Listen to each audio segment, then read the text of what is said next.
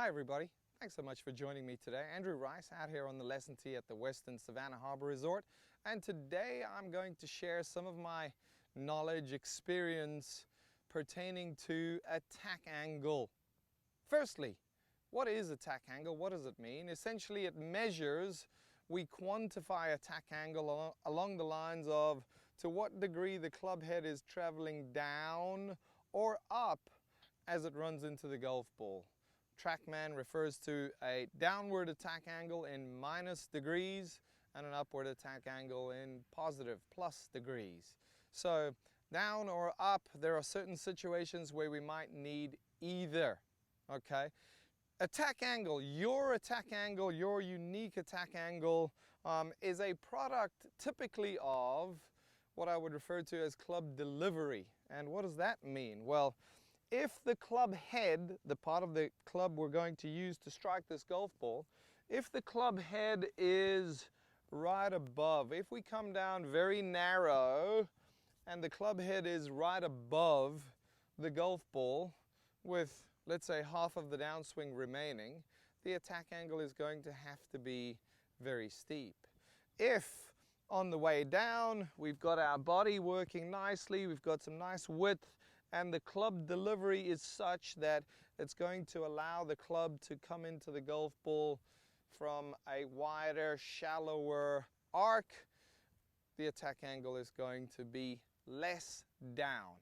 Okay, so attack angle is typically a product of how we deliver the club to the ball, and very often in the downswing, if the club head is narrow, we're going to hit down on it more. If the club head is wider, we're going to tend to hit down on it less. How does attack angle influence club path? Let's look at this alignment rod as my target line. I'm shooting at the right side of the Talmadge Bridge out there. If I were to make a swing over the top of this golf ball, okay, just a swing arc right there, you'll notice that if I were to actually impact the golf ball at this point on the way down, you can clearly see how the club head is still traveling from in to out. So when I catch the ball on the downward side of the arc, that is, if I had a neutral arc, that would favor in to out because I'm heading down. Watch the opposite side of the equation, same neutral arc. If I catch this golf ball on the ascending upward side of the arc, you can clearly see how the club is going back to the inside. And so if I hit hopefully a driver on the way up, my path is going to tend to be slightly more from out to in.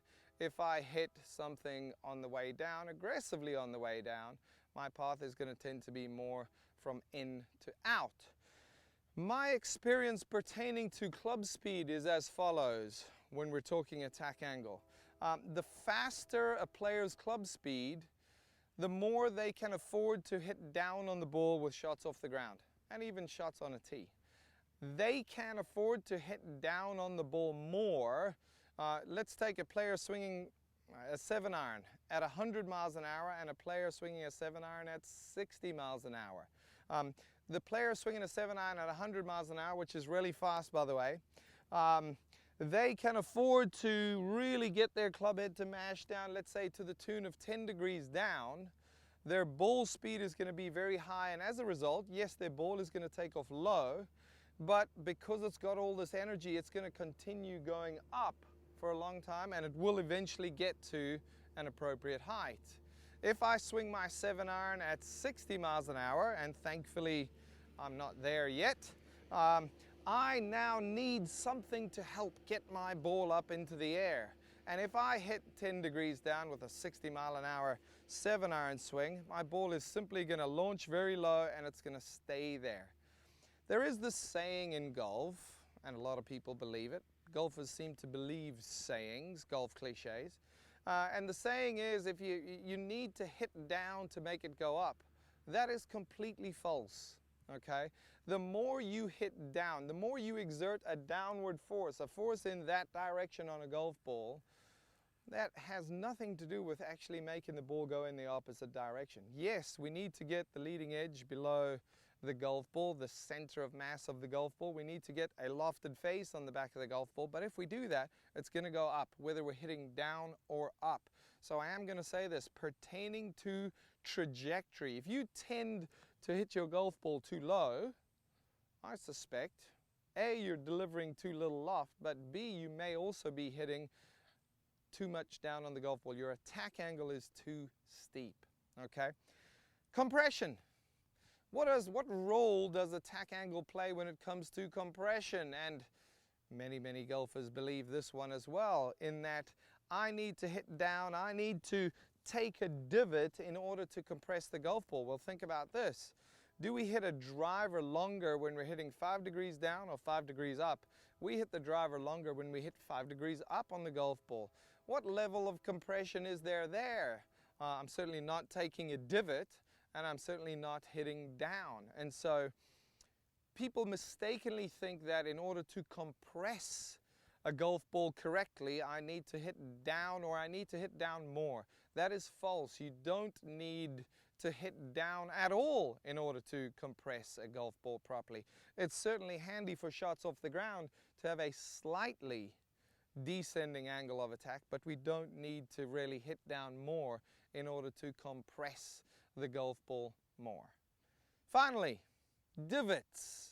Divots. A lot of people try to interpret what their divots mean and what's my club communicating to the golf ball. There's so much going on there, and I've been vocal on this in the past, that it's very difficult for us to be able to say, this happened when we look at a particular divot.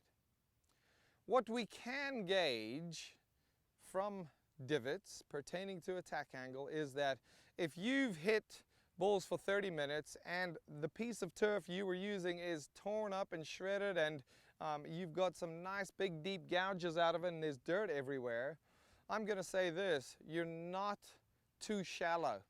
You're most likely hitting down too much on the golf ball.